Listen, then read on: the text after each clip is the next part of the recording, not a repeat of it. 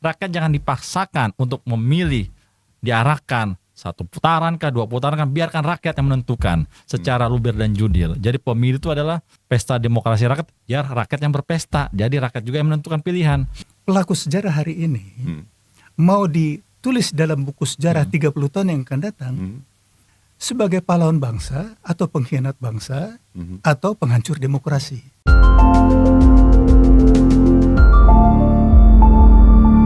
Halo pendengar Bravos Radio dimanapun Anda berada. Jumpa kembali dengan Bravo Karna.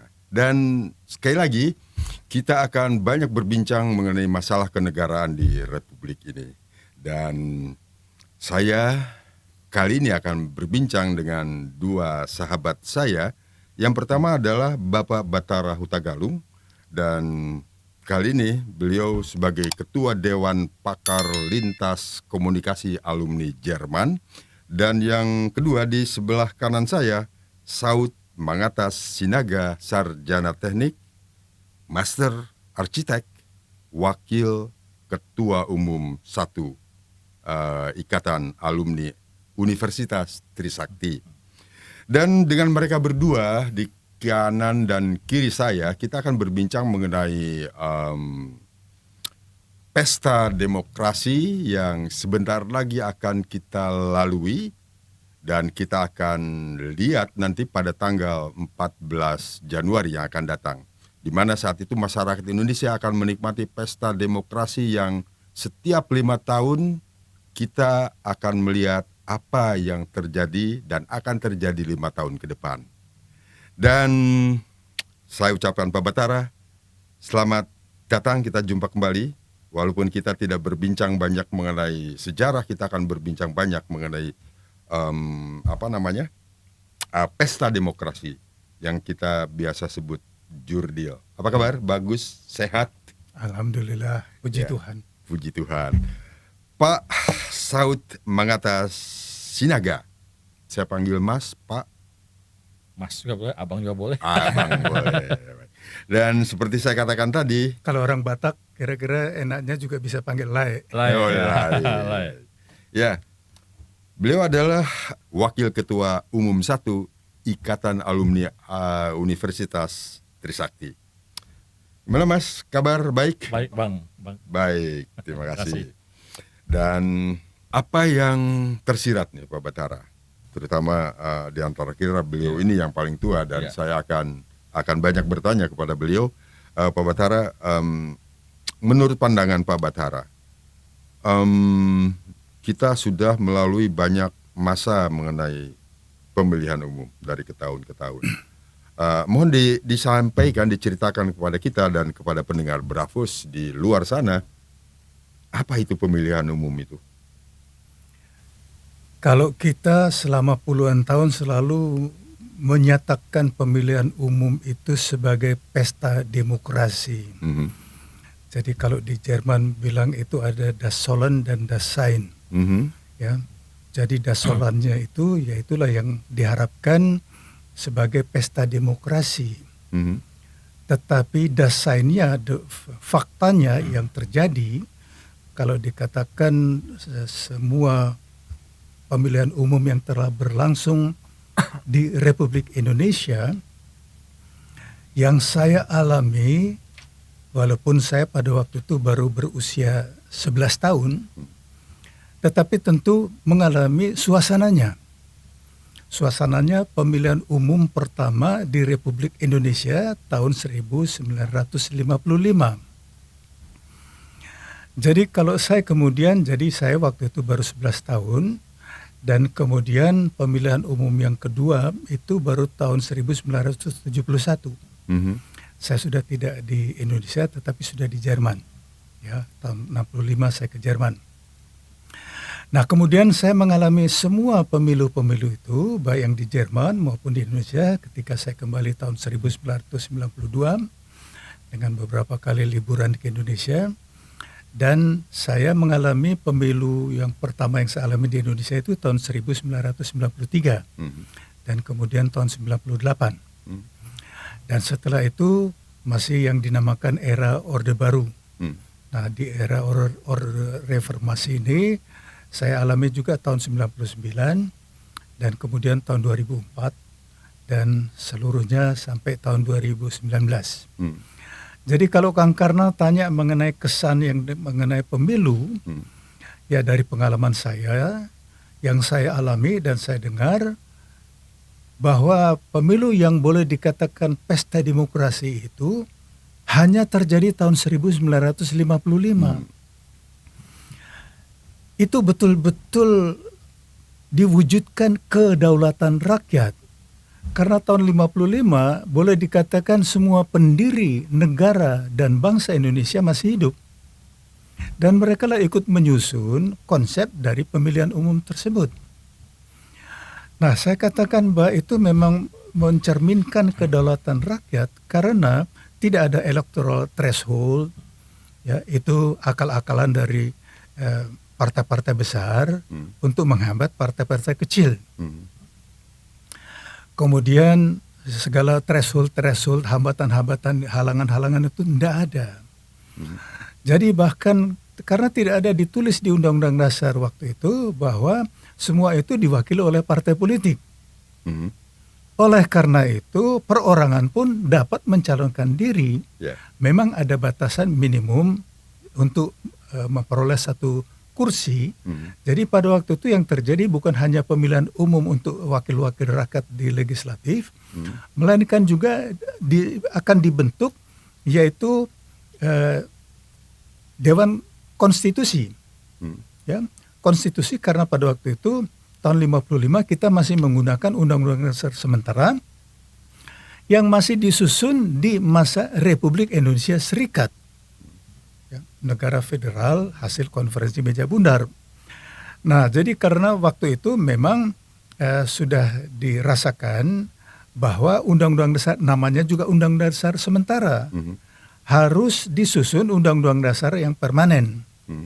Nah, dibentuklah konstitusi yang ditugaskan untuk menyusun Undang-Undang Dasar Republik Indonesia yang permanen.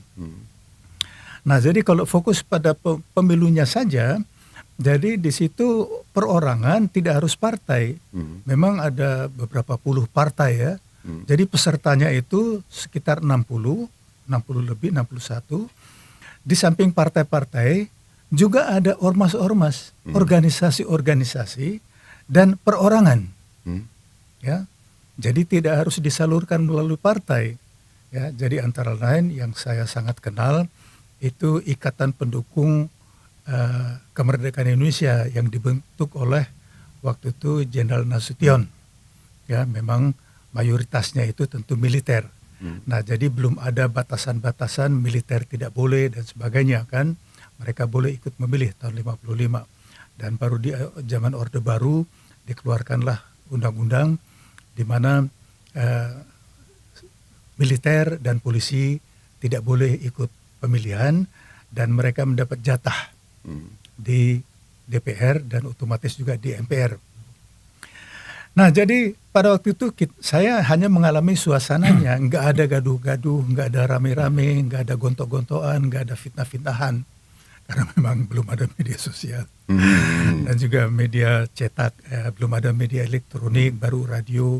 Jadi nggak adalah kampanye-kampanye segala macam itu, santai-santai saja. Jadi nggak ada ancaman-ancaman, intimidasi, tangkap-menangkap, culik-menculik, nggak ada. Ya. Nah, jadi hasilnya memang pada waktu itu karena ini sedikit menyinggung mengenai Partai Komunis Indonesia. Jadi setelah pemberontakan PKI tahun 48, waktu itu karena langsung mengalami agresi militer Belanda kedua tanggal 19 Desember tahun 48, jadi tidak ada dipikirkan mengenai partai-partai politik. Sehingga pada pemilu pertama itu Partai Komunis Indonesia yang dibangkitkan kembali tahun 50 boleh ikut memilih. Nah, jadi dalam pemilu pertama itu yang pertama mendapat suara terbanyak yaitu Partai Nasional Indonesia, kemudian Partai Masyumi, dan yang ketiga Nahdlatul Ulama waktu itu membentuk partai. Partai Nahdlatul Ulama jadi yang ketiga terkuat, dan yang keempat adalah Partai Komunis Indonesia. Setelah itu yang lain-lain kecil-kecil, ada yang hanya mendapat 1 kursi, dan yang luar biasanya ada calon perorangan mendapat 1 kursi baik di parlemen maupun di konstituante. Nah, itulah sekilas gambaran bagaimana pemilu pertama tahun 1955 itu betul-betul mencerminkan pesta demokrasi yang menunjukkan kedaulatan rakyat. Ya, jadi mereka betul-betul pesta dan tidak ada hambatan, halangan, perorangan monggo silahkan juga. Jadi itu gambarannya. Kemudian kita pernah bahas di sini akhir yang sedih dan tragis dari parlemen yang dibentuk dalam pemilihan umum pertama yang paling demokratis. Karena kemudian tahun 1960 parlemen pertama itu dibubarkan oleh Presiden Soekarno karena ada pertikaian antara Presiden Soekarno dengan parlemen. Jadi itulah sedikit gambaran kalau ditanya mengenai suasana pemilihan umum. Mungkin itu dulu pengantarnya. Iya. Saya catat di sini suasana kebatinan pada saat pemilu pertama 1955 itu disampaikan tadi oleh Pak Batara, pesta demokrasi terwujudnya kedaulatan rakyat yang pertama. Dan di saat itulah pesta demokrasi memang menjadi kenyataan pada saat itu. Terwujud. Dan kemudian hanya sayangnya hasilnya dan sempat dibubarkan oleh Bapak Presiden pada saat itu menyebutnya Paduka Yang Mulia Presiden Soekarno pada saat itu. Nah, sekarang saya akan ke Saud Mangatas, Sinaga Sarjana Hukum, Sarjana Teknik. Saya selalu, soalnya begini Pak Batara, kalau kita mendengar nama Batak, saya terbayangnya itu dia seorang sarjana hukum. Ternyata di sebelah kanan saya adalah sarjana teknik. Nah, sebagai pejuang reformasi pada saat itu, tahun 98. Lalu tadi mendengar apa yang disampaikan Pak Batara, tentu kita akan merasa kagum kepada pendahulu-pendahulu kita pejuang demokrasi pada saat ini. Dan apa yang terlintas nih dari seorang pejuang 98 pada saat itu yang melihat reformasi yang terwujud sampai saat ini, apakah sesuai dengan keinginan, impian, kemudian idealisme lah ya, bisa kita katakan demikian Pak Batara. Cita-cita reformasi. Silakan. Baik, terima kasih Kang Karna atas kesempatannya. Jadi bagi kami yang waktu itu saya terlibat sebagai gerakan reformasi 98, karena saya waktu itu sebagai demonstran. Saya waktu itu semester 2 lah, karena saya masuk kuliah di Universitas Trisakti jurusan arsitektur itu tahun 97. Nah, karena saya ikut demonstrasi itu bukan karena keinginan sendiri, karena apa? Senior-senior saya. Karena kemudian saya juga di Ormawa waktu itu, di BEM fakultas ya. Nah, disitulah saya mulai belajar yang namanya berorganisasi dan mewakafkan diri sebagai aktivis itu kan gitu. Nah, jadi kita melihat bahwa kenapa Indonesia harus ada pemilu, dan juga kebetulan juga saya juga sejak di mahasiswa dididik dalam bidang organisasi kan. Saya juga di GMNI, Gerakan Mahasiswa Nasional Indonesia, sampai di Presidium Nasional.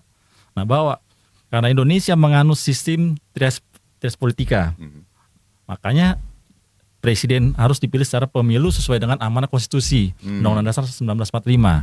Nah, berjalan seiring itu Indonesia sudah mengalami berbagai sejarah seperti yang diceritakan oleh Bang Batara. Sebenarnya saya manggilnya bisanya opung ini, karena harusnya udah seumur opung ya. Tapi karena kita dalam pergerakan harus memakai egaliter, jadi tidak ada istilah senior, jadi hanya abang.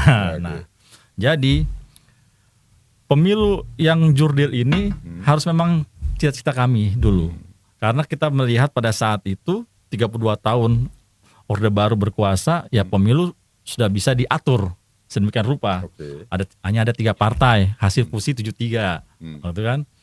Partai P3, Partai Golkar dan Partai PDI. Nah, karena 32 tahun itu mungkin masyarakat diarahkan demokrasi tanda kutip saya bilang. Nah, karena ayah saya juga kan dari Golkar sebenarnya karena pegawai negeri. Nah, setiap keluarga tuh harus bilang pokoknya coblos Golkar ya. Satu keluarga gitu karena pegawai negeri. Nah, intimidasi secara tidak langsung lah kan itu. Nah, dari situlah kita melihat loh kok saya belajar waktu itu SMA kok pemilu kok seperti ini. Nah, apalagi tahun 97 saya pertama kali mencoblos tuh SMA kelas 3. Wah, itu udah diarahkan oleh papa saya juga. Nomor 2 Golkar itu kan. Nah, wah kok begitu Pak? Padahal kan saya melihat karena saya punya pilihan sendiri kan waktu itu. Karena saya bilang wah merah nih bagus juga. Sebenarnya jujur aja waktu itu kan. Nah, saya masuklah ke Universitas Trisakti. Wah, gonjang-ganjing.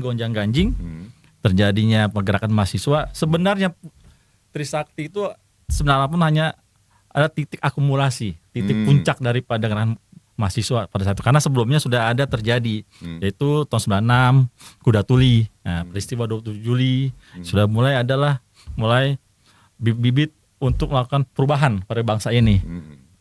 Nah, puncaknya adalah ketika kawan saya satu angkatan di atas saya, Lang Mulya Lesmana, itu kawan saya satu jurusan arsitektur, itu sebagai korban daripada peristiwa 12 Mei.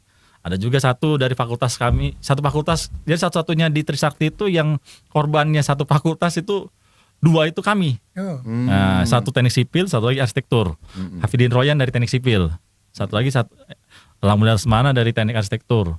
Nah, jadi sudah banyak rekan-rekan kami yang sudah berjuang sampai mengorbankan jiwa.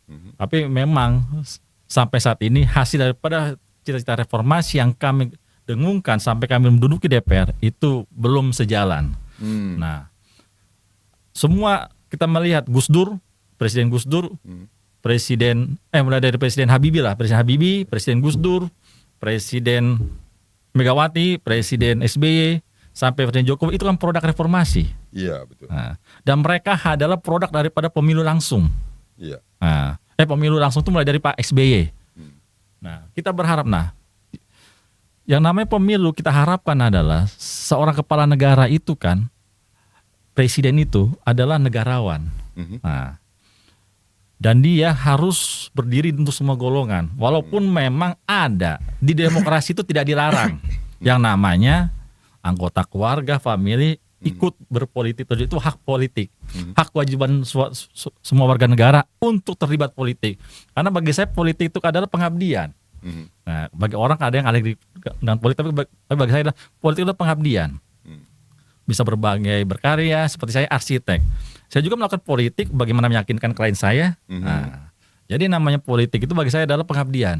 Nah, seperti ya semua anggota DPR, legislatif sampai dengan eksekutif itu kan mereka dipilih oleh rakyat, memakai anggaran rakyat. Nah, kalau sampai saat ini kita melihat tadi di berbagai media saya melihat Presiden Jokowi ingin menyatakan kampanye, itu sebenarnya tidak dilarang karena dia sebagai pejabat politik, sebagai pejabat. Nah, beliau pernah saya dengar adalah mencontoh daripada Presiden Amerika, Presiden Amerika bahwa George Walker Bush berkampanye untuk John McCain lah. Itu kan satu partai, Partai Republik. Nah, George Bush dari Partai Republik kampanye untuk partainya.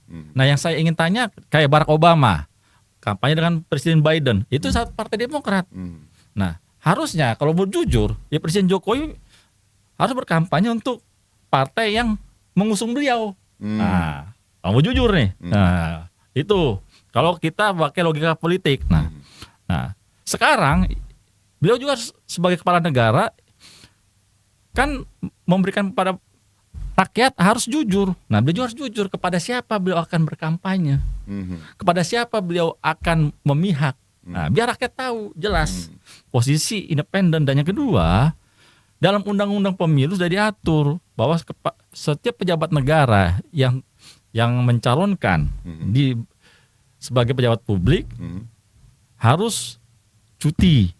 Nah, ya kalau Presiden Jokowi ingin berkampanye, ingin memberi aspirasi politiknya, ya harus cuti supaya tidak ada membawa kepentingan apapun. Itu yang kita harapkan. Saya sebagai pelaku reformasi. Nah, kita ngambil contoh 2014, Presiden SBY pada saat ingin terakhir dia. Di situ kan kita melihat salah satu kontestan, Bapak Hatta Rajasa, itu cawapres daripada Pak Prabowo.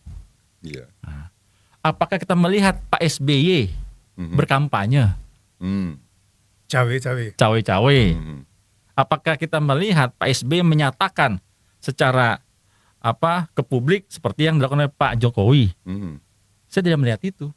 Bahkan Pak SBY menjaga agar perpindahan kekuasaan ini berjalan dengan baik. Tidak ada ricuh. Bahkan pada saat pelantikan Presiden Jokowi, Pak SBY menyambut di istana dengan pesta rakyat. Nah, ini ya diharapkan juga seperti itu. Nah, demokrasi itu dijaga benar oleh Pak SBY waktu itu. Saya bukannya membela Pak SBY, tapi kita melihat salah satu contoh presiden pertama yang dipilih secara langsung adalah Pak SBY. Nah, beliau nggak ingin proses demokrasi yang sudah diperjuangkan oleh kami mahasiswa waktu pada saat 98 itu tercemar. Nah, mungkin Pak Jokowi lupa bahwa beliau itu adalah produk daripada reformasi. Jadi yang kami harapkan adalah dari aktivis pergerakan waktu itu 98 agar justru Pak Jokowi sebagai presiden harus berdiri untuk semua golongan, sekalipun itu ada mungkin temannya, kerabatnya, sahabatnya atau familinya yang ikut jadi kontestan di legislatif ataupun di pilpres.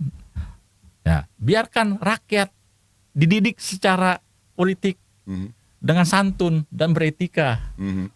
Dan seperti yang kami harapkan, sudah ada undang-undang yang mengatur itu. Pemilu sudah ada wasitnya. Bahkan sampai 2 wasit. KPU dan Bawaslu. KPU sebagai wasit, bahkan ada wasit yang mewasiti Bawaslu.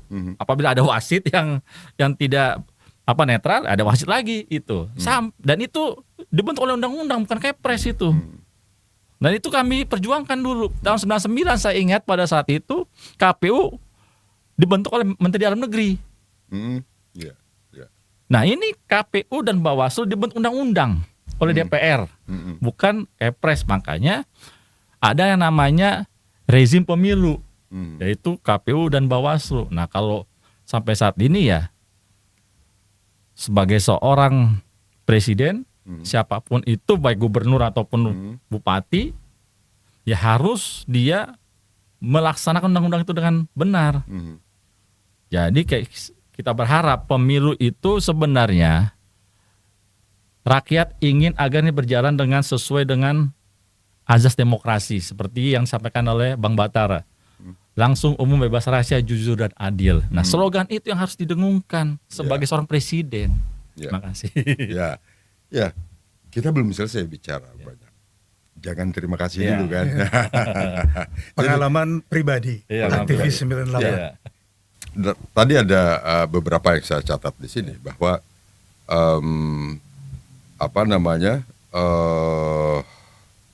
rasa greget semangat yang tadi disampaikan oleh aktivis 98 itu menjadi berkurang setelah melihat fakta-fakta reformasi yang dijalankan oleh para pemimpin-pemimpin yang tadi disebutkan. Belum tentu mereka negarawan. Dan saya catat lagi bahwa tadi yang pertama saya catat yang tahun 55 pesta demokrasi yang paling demokrasi. Yang paling menggembirakan. Tambah 1, dan damai. Boleh saya mengatakan tadi dari paparan dari Bang Saud Pangatas bahwa pada saat rezim SBY itu peralihan kekuasaan dan itu terjadi pada saat 2014 itu terjadi demokrasi dan rasa kerakyatan atau rasa kebatinan masyarakat pada saat itu mengatakan bahwa itu adalah pesta demokrasi yang benar-benar terwujud. Apakah seperti itu? Karena tidak terlihat Pak SBY ini dia cawe-cawe seperti sekarang ini. Dan tadi sehingga pada saat Pak Jokowi melangkah ke istana disambut luar biasa. Apa bisa dikatakan pada saat itu pemilu pesta rakyat yang seperti yang dirasakan pada tahun 55? Ya, saya melihat Pak SBY adalah seorang yang ingin melaksanakan demokrasi itu dengan baik, saya bilang. Walaupun memang pemilu 2014 juga mungkin banyak kekurangannya, tapi saya melihat tidak ada kericuhan seperti saat ini. Gitu. Nah, dan Pak SBY menempatkan posisi dirinya adalah sebagai seorang kepala negara untuk semua golongan. Dia walaupun yang konsensus saat itu adalah besannya Pak Hatta Rajasa, dan dengan kekuasaan yang masih ada mungkin dia bisa saja tidak mengarahkan aparat, tapi tidak. Dan beliau hanya bikin statement agar pemilu ini bisa berjalan dengan baik, luber dan jurdil dan tenang. Dan kita lihat tidak ada gejolak saat itu. Dan Pak SBY menjaga itu, marwah demokrasi itu. Ya, kita melihat itu ya. Nah, kita harapkan juga Pak Jokowi bisa melanjutkan hal-hal seperti yang dilakukan, apa yang baik dilakukan oleh rezim sebelumnya. Ya dilaksanakan. Nah, karena dan juga tidak ada larangan keluarga siapapun itu untuk maju, tapi memberikan contoh santun dalam berpolitik, itu aja. Nah, saya tidak melarang siapapun itu, dan ya saya hanya melihat, saya contoh dekat ya, yang kan ini kan baru nih 2014 ke 2020 kan hanya 10 tahun nih, Kang Karna. Ya saya melihat itu aja, sosok Pak SBY yang ada dari kerabat keluarganya dan besannya itu maju sebagai cawapres, dan dia tidak mengarahkan TNI Polri, dia tidak mengarahkan ASN, dan dia tidak menyatakan secara terbuka eksplisit saya mau kampanye, tidak. Dia serahkan sama Partai Demokratnya, sekalipun beliau adalah pembina Partai Demokrat. Itu dia menempatkan diri sebagai kepala negara yang akan membawa perpindahan kekuasaan ini dengan baik dan tenang, dan rakyat menyambut itu. Dan memang saat itu juga rakyat menyambut baik Jokowi sebagai presiden baru.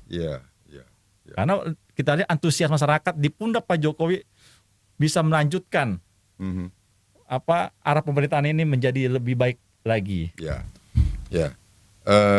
Pak Batara, apakah Pak Batara setuju apa yang disampaikan oleh kawan muda kita, Saud Manggata Sinaga, bahwa tadi disebutkan memang pada saat pemerintahan dari Pak SBY itu memang terasa smooth. Kemudian transisi kekuasaan pun tidak ada gejolak. Tidak terlihat seperti sekarang ini. Tidak ada modifikasi. Kita tidak tahu memang pada saat itu kecurangan-kecurangan di pemilu. Tapi apa yang terlihat di permukaan bahwa transisi kekuasaan dari rezimnya Pak SBY ke rezimnya Pak Jokowi itu terlihat smooth, tidak kelihatan gejolak. Apakah Pak Batara setuju dengan? Ya, betul. Ini kita semua mengalami. Jadi disinilah kita bisa memberikan penilaian kalau sudah ada perbandingan. Betul. Ya, jadi setelah Pilpres tahun 2019, kemudian kita mengalami tahun 2019 dan menghadapi 2014. Saya pikir kita semua yang punya mata, punya otak, ya, itu melihat dan bisa menarik kesimpulan seperti yang tadi Saud sampaikan. Jadi sekarang kita kalau misalnya secara objektif dan jujur memberi penilaian, bahwa betul ya, proses transisi dari SBY ke Jokowi ya itu tidak menimbulkan gejolak apapun. Ya. Karena SBY tidak berambisi untuk 3 periode, tidak berambisi untuk memperpanjang, tidak sama sekali tidak cawe-cawe. Tadi saya juga bilang, itu adalah suatu bukti bahwa besannya ikut mencalonkan menjadi calon wakil presiden. Ya betul, ya mungkin ada sedikit lah yang tapi tidak kelihatan ada ikut campur SBY dalam pelaksanaan. Ya, nah jadi kalau tadi saya bilang ada wasit-wasit, tapi kalau saya lihat di atas wasit itu ada supervisor. Nah supervisornya menurut saya inilah presiden, supervisor, ya, yang masih punya kekuasaan untuk menegur. Ya, kalau wasit-wasit ini sudah menyimpang, ya bukan hanya wasit kan, wasit penjaga garis dan sebagainya. Kalau sudah ada penyimpangan, kan supervisor masih bisa bersuara, kamu jewer kan, ya, kamu nggak bisa begitu, itu kamu wasit. Yang satu bilang mungkin ke penjaga garis, kamu kan penjaga garis, ya, jadi jangan wasit dan penjaga garis ikut main. Ya. Nah, jadi itu dibuktikan bahwa SBY sama sekali tidak cawe-cawe, ya tidak kelihatan dan sebagainya. Dan kalau saya berani katakan di sini, menjelang Pilpres, jadi SBY dipilih pertama kali tahun 2004 dan kemudian tahun 2019, 2004 kemudian 2009, ya sampai 2014. Nah kita kan semua mengalami bahwa peralihan dari 2004 ke 2009 kan juga kita mengalami tidak ada penangkapan, ya sama sekali orang protes ya. Kan kita mengingat bagaimana demonstran membawa sapi ke depan Bundaran HI, dan di pantatnya ditulis singkatan kan SBY. Ya. Nah, jadi kan sebenarnya undang-undang penghinaan apa segala macam sudah ada. Ya, tetapi kita melihat mungkin di sinilah perbandingannya tanpa untuk memuji-muji SBY bahwa menjelang 2009 sama sekali tidak ada penangkapan. Tidak ada gaduh, tidak ada rusuh. Silakan aja, monggo. Ya mungkin sifat beliau walaupun jenderal, ya, kemudian jenderal kehormatan bintang 4, tapi perilakunya sangat sipil. Ya. Nah, begitu juga dengan 2009 ke 2014 kan kita lihat banyak sekali sudah menuntut turunkan SBY segala macam kan. Ya, itu semuanya, tapi nggak ada satupun yang ditangkap kan. Tidak ada satupun yang coba ya koreksi saya kalau seandainya salah. Tidak ada satupun yang dituntut. Tidak ada. Begitu juga peralihan dari 2014 tidak bisa dituduhkan SBY cawe-cawe untuk besannya. Nah ini bukti-bukti ya, lepas pro dan kontra, suka atau tidak suka, ini dengan ada perbandingan yang lain, ya kita harus menyatakan SBY itu negarawan pada waktu itu. Ya. Nah mengenai belakangan ya kita bisa lain lagi memberi penilaian. Tetapi tadi Kang Karna menanyakan proses transisi 2014. Ya kita lihat. Nah, kalau kita sekarang membandingkan dengan menjelang Pilpres tahun 2019, ya, gaduhnya luar biasa kan, penangkapan, pembungkaman dan sebagainya, ya, jadi sudah mulai banyak berkembang podcast, media sosial dan sudah mulai banyak yang dibungkam. Kemudian yang saya termasuk yang mengatakan yang paling brutal itu demonstrasi bulan Mei tahun 2019. Ya, mengenai latar belakangnya apa segala macam sampai terjadi jatuh korban jiwa. Ya. Nah, kemudian kalau boleh saya ungkap di sini satu hal yang sangat janggal di dunia internasional, bahwa bagaimana jadi sebelum-sebelumnya sampai tahun 2014 tidak pernah kita mendengar ada satu petugas pemilihan sakit. nggak ada kan? Ya. Nah, tetapi kalau kita melihat sekarang ini fakta-faktanya dalam pemilihan presiden tahun 2019 yang resmi beritanya kan lebih dari 800 petugas pemilihan yang mati. Tapi kemudian kita juga membaca tidak boleh diotopsi satupun. Nah, selain itu, ya mohon dikoreksi kalau saya salah, diberitakan juga 11.000 yang masuk rumah sakit tanpa diketahui penyebab-penyebabnya. Nah, saya juga tidak mau berspekulasi, ya. Itu adalah fakta-fakta. Kita bicara sekarang angka, data, dan fakta. Ya. Jadi kalau kita bandingkan misalnya dengan pemilihan umum di India. Ya. Kalau di Indonesia 2019 yang ikut pemilu kalau nggak salah sekitar 140-150 juta. Di India 900 juta. Tapi kok kita nggak pernah membaca ada petugas pemilihan di India yang mati, yang diberitakan mati kelelahan. Yang di Indonesia kan sudah banyak dibantah, nggak ada tuh dari terminologi kedokteran mati karena kelelahan. Ya, nah tadi dibilang saya alumni Jerman.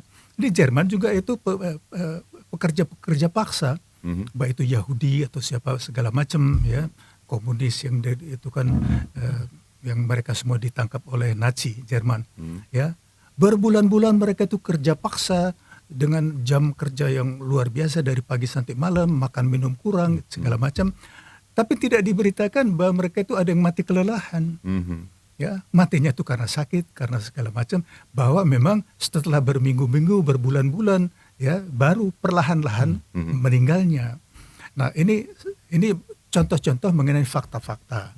Nah jadi kalau kita lihat kita membandingkan kan dari mulai pesta demokrasi yang saya sampaikan tahun 1955, kemudian memang tidak banyak gejolak atau tidak kedengaran gejolak di masa pemilu, di masa Orde Baru. Tapi perlu sebagai catatan dari saya, selama Orde Baru, baik yang pertama tahun 1971 sampai yang terakhir saya sudah di Indonesia 1998, saya tidak pernah satu kali pun ikut pemilihan di masa Orde Baru. Begitu. Karena ayah saya juga yang memang termasuk politisi senior, militer senior, ya, yang cukup mengetahui, paham sekali situasi pada waktu itu, ya sudah menyampaikan, ya, omong kosong itu nggak ada itu, ya, semua itu sudah diatur, ya, tahulah semuanya, jadi nggak perlu dibuka lagi, itu bukan rahasia lagi. Jadi untuk bukannya mau cuci tangan, membersihkan diri, tangan saya nggak sama sekali nggak pernah ikut, maaf aja ya, nggak pernah ikut pemilihan. Nah, tetapi kita bisa membandingkan. Kita membandingkan ini semua. Jadi kalau Orde Baru kita juga sudah mengetahui, kita sudah seringkali di sini membahas mengenai masa Orde Baru kan. Tidak ada yang baru lagi. Ya, semuanya sudah lama, sudah cerita lama. Jadi masa Orde Baru sudah masuk sejarah dan itu cerita lama. Nah, kita sekarang sedang membuat sejarah. Ya. Jadi kalau dibilang peringatan, saya beri peringatan. Awas kalian semua. Bagaimana kalian akan dicatat dalam buku sejarah 30 tahun yang akan datang. Ya. Nah, itu yang saya selalu sampaikan. Ya. Nah, jadi ini perbandingan-perbandingan untuk mengingatkan bagaimana, jadi jangan hanya memilih kepentingan sesaat ini. Tapi ingat 30 tahun yang akan datang, bagaimana nama-nama ini dicatat dalam buku sejarah. Apakah sebagai pahlawan, ya, atau penghancur demokrasi. Semua itu tercatat, apalagi sekarang dengan ada jejak digital, mengerikan. Semuanya bisa dibuka. Apa yang dia ucapkan 5 tahun lalu, 10 tahun yang lalu, diputar lagi sekarang. Ya, kan luar biasa. Ini mungkin bisa di beberapa kali kita bisa ungkapkan lagi rekaman-rekamannya, ya, apa yang dulu diucapkan A sekarang bukan B bukan C tetapi anti A. Ya. Mungkin sebelum masuk ke sana Pak Batara, kita akan sampai ke sana dan saya melihat begini, apa yang disampaikan Pak Batara, saya sangat sependapat. Memang setiap terjadi transisi itu selalu kita membandingkan sebelum dan sesudah itu selalu terjadi. Dan pada saat kita saya dengan Pak Batara mengalami memang pada saat Orde Lama dan Orde Baru itu kita mengalami.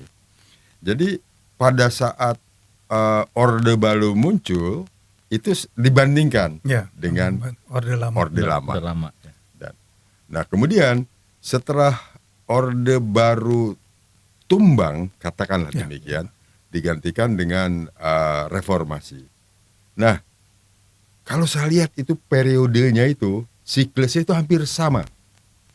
Kita lihat sekarang Orde Lama itu 25 tahun, sekitar 25 tahun. Ya. Kemudian masuk Orde Baru, tumbang oleh reformasi, itu 32 tahun. Sekarang kita di masa reformasi ini. Kemungkinan kita akan masuk ke siklus yang ketiga.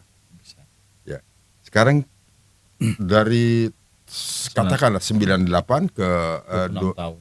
berapa? 26 tahun. 26 tahun. Ini kan mirip-mirip. Mirip-mirip. Apalagi kalau kita sering berbicara sejarah, mulai dari tahun 45 ke 65 itu masa. Pas 20 itu tahun. itu siklus. Nah, kita bukan membandingkan, tapi memang itu selalu akan dibandingkan. Kita akan mencari pembanding. Nah, sekarang Pak Batara, mungkin kita diskusikan. Tadi yang disampaikan oleh Pak Batara sangat menarik sekali. Memang apa yang terjadi di masa rezim SBY itu memang terlihat akan ada sesuatu yang menjanjikan sebetulnya pada saat itu. Walaupun kita tidak tahu pasti pada saat itu tuh sebenarnya apa yang terjadi sih. Tapi yang kita alami memang tadi terasa demokrasi itu berjalan dengan semestinya. Lalu dibandingkan tadi dengan eranya SBY sebagai presiden, pada saat itu dia sangat memungkinkan untuk membuat satu keputusan yang menguntungkan dia, ya kan? Nah, lalu kita bandingkan dengan sekarang, itu terlihat sangat nyata, sangat atra kalau bahasa itu, sangat terlihat sekali seperti itu. Nah, sekarang apa yang terpikir nih dari teman-teman yang pengusung reformasi bersemangat dengan daya juangnya sebagai mahasiswa pada tahun 98, kita pernah dengan Pak Batara, kita ingin membangkitkan kembali semangat nih teman-teman atau adik-adik mahasiswa nih milenial yang sekarang ini, katakan coba dong bangkit dong semangat kayak seperti tahun 65 ya, tahun 98. Kapan lagi mereka akan menyatakan bahwa ini saatnya saya sekarang. Ya, waktu saya deh.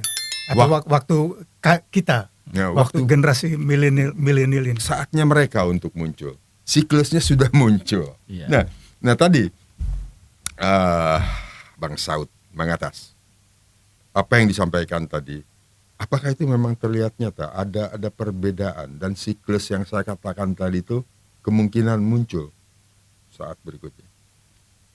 Ya, ini udah mulai ya kelihatan ya. Jadi pada saat mulainya ada salah satu kandidat kontestan mencalonkan sebagai cawapres yang masih ada hubungan keluarga dengan presiden yang berkuasa saat ini, kan ada gejolak mahasiswa melakukan mimbar bebas di berbagai kota di Indonesia.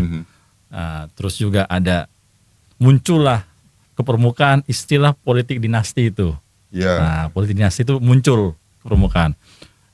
Yang sebenarnya adalah pada saat kami 98 muncul istilahnya itu nggak jauh beda. Mungkin karena generasi milenial ingin punya istilah-istilah yang lain, ya silahkan saja untuk menyuarakan, itu kan hak demokrasi. Pada saat kami waktu gerakan 98 ada 3 tuntutan pada saat itu kan, yaitu adalah turunkan Soeharto, yang kedua hapus KKN, nah, yang ketiga yaitu batasan presiden. Salah satu 3 poin pentingnya. Ya. Nah, KKN itu adalah ya karena pada saat itu Pak Harto dengan kekuasaan yang sangat dahsyat, yang sangat besar, bisa mengangkat orang-orang terdekatnya ke inner cycle kekuasaan. Termasuk pada saat tahun 97 itu kita melihat putri daripada Pak Harto, Ibu Tutut menjadi Menteri Sosial. Karena memang kondisi mungkin saat itu Pak Harto sudah tidak pidana lagi. Tapi kondisi saat ini adalah, kalau menurut saya, politik dinasti saat ini adalah bagian daripada buahnya daripada KKN itu. Nah, nepotisme. Nepotisme itu bisa terjadi kalau negara Indonesia itu berbentuk monarki. Seperti di Inggris. Inggris kan bentuk negara kan monarki konstitusional kan. Nah, kepala negaranya adalah seorang raja atau ratu, pemimpin pemerintahannya Perdana Menteri. Nah, kita adalah menganut sistem presidensial. Presiden sebagai kepala negara sekaligus kepala pemerintahan yang dipilih melalui pemilu langsung secara luber dan jurdil. Nah, jadi kita harapkan presiden yang saat ini ada produk daripada yang luber dan jurdil 2014 itu dilanjutkan. Nah, kalau memang ingin mendidik ataupun dari salah satu kerabatnya ingin masuk sebagai kontestan, kan ada waktunya, siklusnya ada. Seperti yang Kang Karna bilang, siklusnya ada. Ya, mungkin siklusnya belum sekarang. Nah, kasih kesempatan pada generasi-generasi yang memang harusnya siklusnya tampil gitu. Ibarat kayak buah yang belum matang di karbit gitu loh. Nah, sampai lembaga yang menangani konstitusi pun dalam arti kata ikut dilibatkan sebagai cawe-cawe. Lah ini kan menyakitkan sekali. Padahal Mahkamah Konstitusi itu bagian daripada buah pemikiran daripada reformasi. Nah, ini yang kami daripada pelaku gerakan reformasi saat itu 98 didatangi adik-adik mahasiswa. Ya silakan kalian suarakan, ini zaman kalian yang Gen Z itu. Gen Z. Nah, saya tidak membandingkan dengan Pak SBY. Saya tidak bilang Pak SBY bagus, tapi Pak SBY ingin menjaga marwah demokrasi itu. Itu. Ya anaknya kan sampai waktu itu pun ingin dicalonkan kembali jadi cawapres, kan dibatalkan oleh beliau 2019. Karena Pak SBY melihat ya mungkin ada pertimbangan positif dan negatif, tapi ini kan tidak kita larang, tapi ada etika politik yang harus diikuti. Undang-undang, batasan undang-undang presiden dan wakil presiden minimal berumur 40 tahun. Nah itu aja jalankan. Di Indonesia ini kan 250 juta penduduk, masa yang umur 40 tahun? 280. 80, wah koreksi dari Bang Batara, 280 juta penduduk, masa yang umur 40 tahun yang berpotensi tidak bisa maju sebagai presiden dan wakil presiden. Nah, sampai harus ada judicial review untuk umur cawapres. Banyak potensi ya. Teman-teman saya aktivis-aktivis 98 umurnya udah pas itu. Kan? Banyak tuh yang di DPR sekarang. Ya itu aja, tonjolkan dulu. Nah, mungkin siklusnya seperti yang Kang Karna bilang, belum saat ini. Mungkin 2029 sampai cukup umur. Ya kan kita ngambil SIM aja harus cukup umur. Kan itu aja. Menarik nih Pak Batara. Tadi sempat disinggung ada beberapa potensi, maksud saya itu potensi. Potensi ini kan selalu ada, potensi kecurangan itu pasti selalu ada.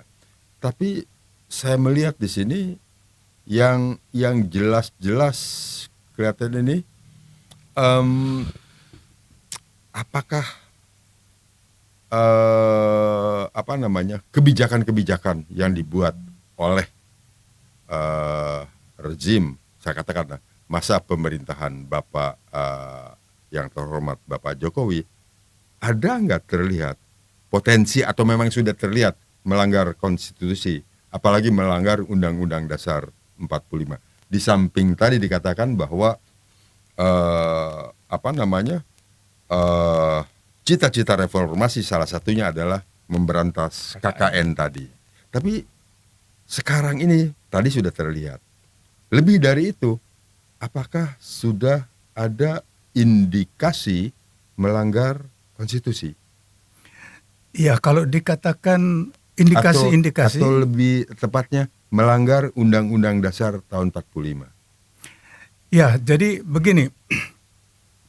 Ini yang dinamakan Undang-Undang Dasar 45 itu yang disahkan sebenarnya yang disahkan tanggal 18 Agustus tahun 45. Ya. Ya, itu pemahaman saya mengenai Undang-Undang Dasar 45. Kalau Undang-Undang Dasar yang sekarang ini kalau kita lihat faktanya yang disahkan bulan Agustus tahun 2002. Jadi kalau mau membandingkan dengan Undang-Undang Dasar 45 yang disahkan tanggal 18 Agustus tahun 45, itu sangat banyak perbedaannya. Kerangkanya sudah berubah, ya. Kemudian pasal-pasalnya juga sudah ada berubah, dan ayat-ayatnya ada yang menghitung sekitar 90% ayatnya baru. Dan ada ayat yang di situ sangat memalukan, tapi itu mungkin kita bahas lain kesempatan, ya. Tetapi dari kerangkanya, nah kerangkanya begini, ini kesalahan sudah yang mengawali segala sesuatunya saat ini, yaitu Undang-Undang Dasar yang disahkan tanggal 18 Agustus tahun 45 itu terdiri dari 3 bagian yang tidak terpisahkan, yaitu pembukaan, batang tubuh, dan penjelasan. Tetapi dalam Undang-Undang Dasar yang disahkan tahun 2002, penjelasan ini total dihilangkan. Padahal ini sebenarnya sangat penting untuk dibaca, dipahami, dan dihayati serta dilaksanakan oleh para penyelenggara negara. Yaitu pertama, apa tujuan dari mendirikan negara ini? Ya, untuk mensejahterakan, untuk mencerahkan, ya, dan untuk melindungi segenap warga, ya. Jadi bukan bahkan menculik-culik atau membunuh-bunuh, harus melindungi. Dan yang terpenting di sini adalah dinyatakan, diterangkan di situ ada hukum tertulis, ada hukum tidak tertulis, yaitu hal-hal yang sudah biasa berlaku di masyarakat. Dan juga ditulis di situ mengenai moral dari para pemimpin. Ya, memang itu kan tidak perlu dijabarkan. Nah, tadi Saud juga menyinggung mengenai masalah etika. Ya, nah ini selain sudah ada di pembukaan Undang-Undang Dasar mengenai moral dan hukum tidak tertulis, ya, kan tidak perlu ditulis di situ mengenai etika. Jangan kencing di jalan raya, ya, atau jangan buang air segala macam lah, ya. Jadi itu hal-hal yang tidak perlu ditulis, ya, adalah yang sudah berlaku umum ada di masyarakat, atau sudah mungkin sejak ada masyarakat modern, kan sudah ada tata krama. Kemudian masyarakat yang juga kita dikenal sebagai masyarakat yang santun, tutur kata, ya. Jadi kan kita melihat mungkin sedikit menyinggung mengenai yang trilogi yang disampaikan oleh Ki Hajar Dewantoro, ya, mungkin masih ingat semuanya, yang dinamakan Ing Ngarso Sung Tulodo, ya, di depan itu memberi contoh kan, ya, Ing Madyo Mangun Karso di dalam itu membangun semangat atau segala macam, dan Tutwuri Handayani, ya, mengikuti dari belakang sambil mendorong. Nah, kelihatannya 3 hal ini tidak dipahami oleh para pemimpin. Yang seharusnya berdiri di depan menjadi teladan. Bagaimana kita lihat pemimpin yang suka maki-maki rakyatnya, menyalah-nyalakan rakyatnya, dan sebagainya. Jadi kalau saya akan menamakan, yang ini sekarang sudah yang terjadi adalah Ingarso Sontoloyo. Berdiri di depan itu kurang ajar. Ya, jadi kalau di dalam, ini pakai aji mumpung kan, mumpung di dalam, mangan kabeh, ya, korupsi, ancur-ancuran. Dan fakta yang sekarang yang terlihat inilah yang namanya cawe-cawe, yang harusnya mengikuti dari belakang memberi dorongan, tapi faktanya yang terjadi adalah Tutwuri ngedalangi, menjadi dalang di belakang. Nah, ini yang terjadi penyimpangan seperti ini, yang mereka lupa semuanya, atau mungkin tidak membaca, kalaupun membaca mungkin tidak mengerti, tidak pakai akal, tidak pakai logika. Nah, jadi inilah antara lain menurut saya penyebab-penyebabnya. Jadi kalau dikatakan sebenarnya dari mulai pelanggaran Undang-Undang Dasar 45, kita lihat lagi dari pembukaan. Ya, pembukaan di situ antara lain adalah sila kelima. Sila kelima tujuannya apa? Ya, keadilan sosial untuk seluruh rakyat Indonesia. Apakah ini sudah dijalankan? Ya, jadi kita lihat sumpah presiden. Presiden itu bersumpah akan seadil-adilnya. Apakah rakyat sekarang sudah merasakan keadilan? Ya, apakah dari proses pemindahan kekuasaan dari SBY ke Jokowi sekarang, rakyat merasakan keadilan? Ada peningkatan kemakmuran atau tidak? Ya, jadi kalau kita sekarang kita bicara fakta-fakta saja, ya mengenai hal tersebut. Kemudian kalau mengenai pelanggaran pembukaan Undang-Undang Dasar, jelas di situ disebutkan. Jadi saya dalam hal ini saya tidak menyalahkan presidennya, tapi dia adalah produk dari pelanggaran Undang-Undang Dasar 45. Karena sila keempat kan jelas di situ kerakyatan yang dipimpin oleh hikmat kebijaksanaan dalam permusyawaratan perwakilan. Dan di Undang-Undang Dasar 45 yang disahkan tanggal 18 Agustus 45 dijelaskan di situ bahwa Majelis Permusyawaratan Rakyat itu adalah lembaga tertinggi dan itu mewakili aspirasi atau perwujudan dari kedaulatan rakyat.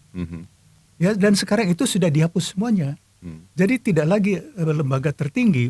Nah, jadi akibatnya yang sekarang ini bahwa presiden tidak lagi bertanggung jawab kepada MPR. Ya. Tetapi bagaimana untuk pertanggungjawabannya? Ya, kalau ada yang menuntut dan sebagainya. Tetapi kalau memakai Undang-Undang Dasar 45 asli, ya, itu MPR bisa menegur. Ya, kan di situ ada sebenarnya juga mengenai garis besar haluan negara dan sebagainya. Nah, jadi kalau dilihat dari mungkin yang tersirat bukan tersurat, bahwa pelanggaran-pelanggaran itu sudah terjadi. Ya. Nah, kalau kita bicara konstitusi Undang-Undang Dasar. Lalu kalau di bawah Undang-Undang Dasar itu ada undang-undang kan? Nah, itu kalau saya melihat banyak sekali yang sudah dilanggar oleh Presiden Joko Widodo. Memang setuju kan? Saud mengatas apa yang disampaikan oleh Pak Batara. Setuju. Oke, saya pun setuju Pak Batara. Kalau dikatakan bahwa sekarang ini pemerintahan rezim sekarang tidak mengacu kepada Undang-Undang Dasar tahun 45. Yang asli. Ya cuma ada satu. Undang-Undang Dasar tahun 45 itu hanya satu. Dan yang kedua tadi kan Undang-Undang Dasar 2002. 2002. Okay. Oh iya, setuju. Ya. Jadi karena Undang-Undang 1945 kan sudah direvisi, sudah diamandemen, katakanlah demikian. Walaupun amandemen yang terjadi itu masuk ke dalam batang tubuh. Oke. Jadi dengan katakan sebetulnya mereka itu tidak melanggar undang-undang karena undang-undangnya sudah dibuat mereka sendiri sebelumnya. Seperti itu bisa dikatakan. Seperti demikian Pak Batara. Ya, jadi begini. Tadi Kang Karna juga menyebutkan di masa SBY tidak ada dibuat undang-undang yang menguntungkan dirinya kan. Betul. Nah, kalau kita lihat sekarang dari era Joko Widodo, misalnya Undang-Undang nomor 7 tahun 2017 mengenai pemilihan, ya, itu kan didesain untuk dirinya yang akan datang. Coba baca lagi, ya, Undang-Undang nomor 7 tahun 2017, ya. Nah, kemudian coba kita lihat lagi, tapi kita masuk materinya lebih rinci yang berikutnya. Tetapi saya hanya ingin mengatakan, ya, nanti kita bisa rinci lagi. Banyak undang-undang, jadi di bawah Undang-Undang Dasar, undang-undang yang dilanggar atau dibuat ya, untuk kepentingannya. Mengubah undang-undang untuk melaksanakan apa yang dia inginkan. Banyak sekali. Ya, kita bisa rinci dari mulai undang-undang penanaman modal asing apa segala macam, ya, semua banyak yang total dirombak. Misalnya kalau dari sejak zaman Orde Baru, perusahaan-perusahaan asing yang mau investasi di sini, ya, buruh-buruhnya atau bukan, kalau dulu nggak boleh ada buruhnya kan, tenaga-tenaga ahlinya yang belum bisa digantikan oleh orang Indonesia, mereka yang harus belajar bahasa Indonesia. Kalau sekarang contoh yang saya baca misalnya kan, ya staf-staf untuk di kereta cepat itu, mereka yang harus belajar bahasa Cina, kan terbalik dengan alasan ya itu kan investornya dari Cina, jadi kalau mau baca segala macam ini. Ya, contoh saja, ya jadi bagaimana dulu ada undang-undang yang menyatakan mereka semua harus belajar bahasa Indonesia kan, dan undang-undang itu kan dihapus sekarang. Ini hanya satu contoh kecil saja, bagaimana untuk menyesuaikan kepentingannya supaya bisa mendatangkan investor, walaupun itu juga sudah melanggar janjinya tahun 2014 kan. Nah, tetapi intinya adalah sangat banyak kalau kita bicara mengenai undang-undang yang ditabrak, diubah, ya, itu segudang. Itu saja mungkin pengantar. Ya, menarik sekali Pak Batara. Jadi kesimpulan dari pembicaraan kita ini, terutama kita dalam dalam pemilu yang jurdil, tolong sampaikan kepada kami, kepada kita masyarakat pendengar Bravos Radio. Supaya kita bisa tahu persis apa yang disebutkan adalah jurdil, jujur dan adil pada saat berlangsungnya pemilu, itu jangan hanya berupa jargon yang untuk penambah semangat saja. Apa yang harus kita lakukan dan apa yang harus dilakukan oleh pemerintah supaya kita ini memang tahu persis bahwa pemilu dilakukan dengan jujur dan adil. Apa yang harus mereka lakukan dalam hal ini? Ya sebenarnya ada atau tidak political will dari penguasa. Kuncinya di situ. Karena kalau saya katakan terus terang, ya, jadi Presiden Joko Widodo dalam 9 tahun ini telah berhasil memusatkan seluruh kekuatan dan kekuasaan pada tangannya. Ya. Nah, jadi hanya tinggal ya, kalau dari saya, ya kita berdoa supaya Tuhan memberi pencerahan kepada Presiden, karena kuncinya di situ. Karena sekarang kelihatannya MPR sudah mandul, DPR sudah dikuasai, ya semuanya sudah dikuasai. Ya. Nah, jadi kalau secara normal dengan cara berpikir manusia normal, ya kelihatannya sulit sekali lah untuk melaksanakan yang dicita-citakan oleh aktivis tahun 98 kan, untuk jujur dan adil. Jadi juga mengenai KKN itu kan sekarang perwujudannya adalah politik dinasti. Ya. Nah, sebenarnya banyak lagi tuntutan tahun 98 yang mirip juga dengan tuntutan tahun 65. Ya, masalah yang tahun 65 kan korupsi. Tahun 98 juga intinya kan korupsi. Nah, jadi paralelnya yang sekarang ini kan, ya, Menko Polhukam sendiri sudah mengatakan kan, korupsi sekarang ini lebih parah dari Orde Baru. Ya, apa yang harus kita buktikan lagi? Nah, ini contoh-contoh. Jadi kalau Kang Karna tadi menyampaikan ada paralelnya, saya yang hidup di 3 zaman, ya, Kang Karna juga bisa melihat ada paralelnya peristiwa menjelang tahun 65, menjelang tahun 98. Nah, silakan tarik kesimpulan sendiri. Nah, ini setuju saya yang terakhir disampaikan Pak Batara.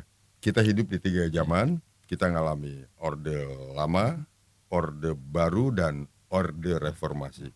Entah apa selanjutnya, siklus itu akan berakhir, dan apa nanti jargon berikutnya. Pak Batara menarik sekali apa yang disampaikan oleh Terima kasih juga kepada Bang Saud Mengatas. Mungkin ada yang disampaikan statement akhir dari perbincangan kita untuk pemilu yang jujur dan adil.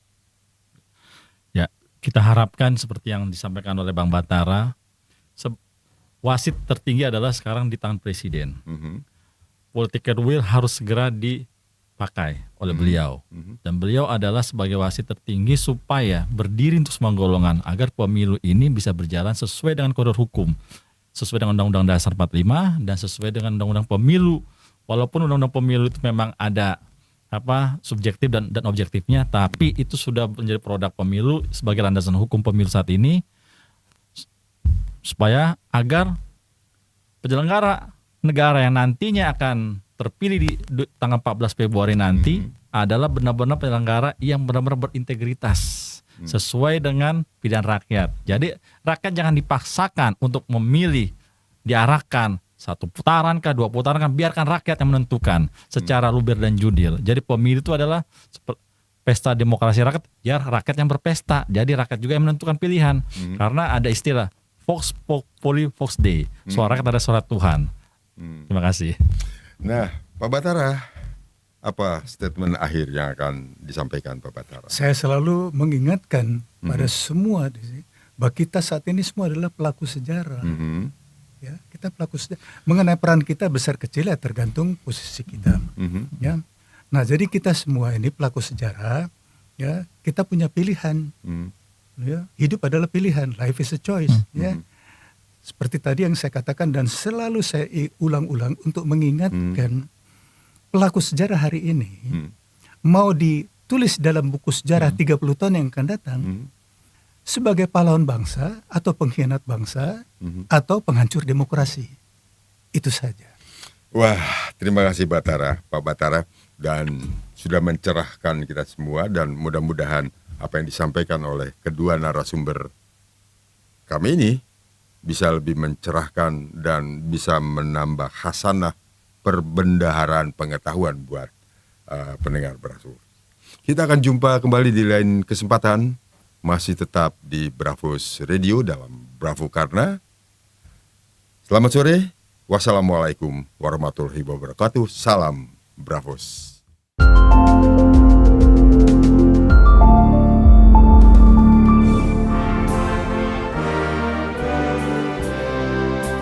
Terima kasih Anda masih terus mendengarkan Bravos Radio dari Batu Ampar 1 nomor 6 Kramat Jati Jakarta Timur.